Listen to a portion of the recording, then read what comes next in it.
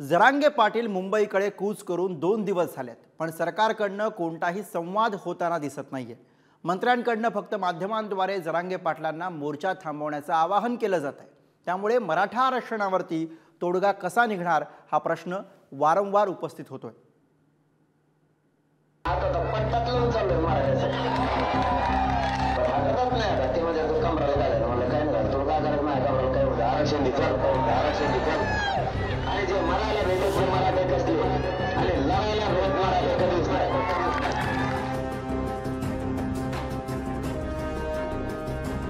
मराठा मोर्चात जशी जशी गर्दी वाढतेय तशी तशी जरांगे पाटलांची आक्रमकताही वाढत चालली। कमरेला पट्टा लावून जरांगे पाटील मैदानात उतरलेत आणि त्याचबरोबर त्यांनी सरकारवरही पट्टा चालवण्यास सुरुवात केली। मात्र यामुळे राज्य सरकारची कोंडी वाढत चालली। खरं म्हणजे आंदोलकांनी सकारात्मक सरकार असेल तर सकारात्मक भूमिका घेतली पाहिजे। त्यांच्या अनेक सूचना सरकारने मान्य केलेल्या, त्यामुळे मला वाटतं हे आंदोलन थांबलं पाहिजे, टाळलं पाहिजे, कारण यामुळे जनतेला त्रास होणार आहे।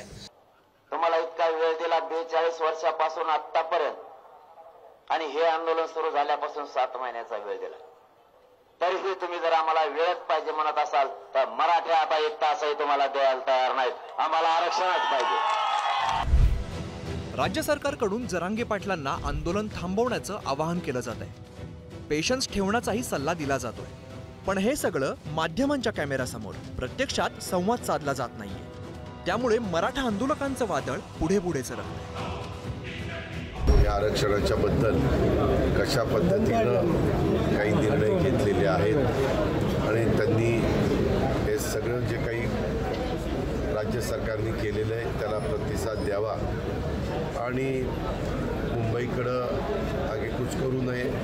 अजून काही दिवस मागास आयोगाच्या संदर्भातली माहिती वगैरे काढण्याच्या करता लागतात, तेवढा तर काळ द्यावाच लागतो। कोर्टासाठी जो वेळ लागतो तो वेळ तर द्यायलाच लागतो, कारण शेवटी कोर्ट जे निर्णय देतं त्याच्यावरच आरक्षण टिकत असतं।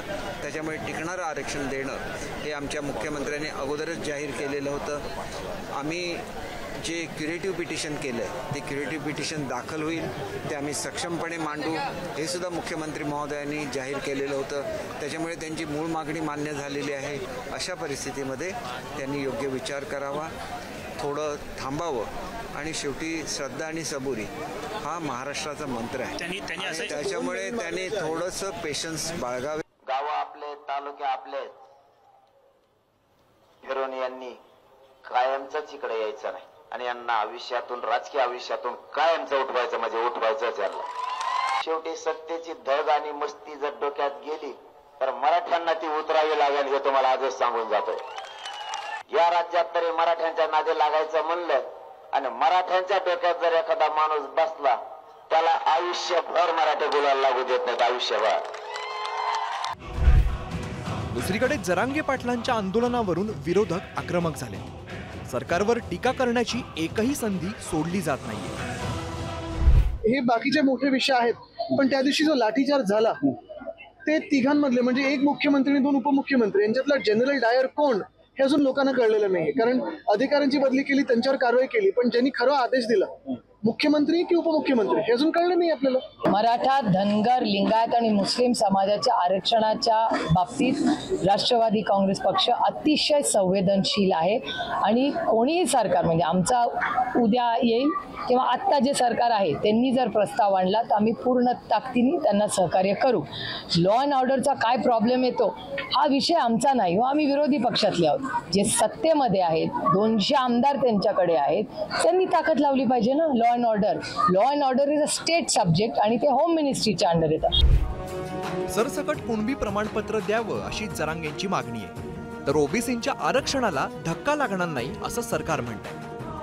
गेल्या 5 महिन्यांपासून याच 2 वाक्यांभोवती आरक्षणाचा मुद्दा फसलाय। विशेष म्हणजे मुख्यमंत्री एकनाथ शिंदेंवर विश्वास ठेवावा असं महायुतीतील नेते म्हणतायत। त्यामुळे सरकारी तोडगा कधी निघणार की खरंच एकनाथ शिंदेंना अडवलं जात आहे असा प्रश्न या निमित्ताने उपस्थित होतो। ब्युरो रिपोर्ट, पुढारी न्यूज।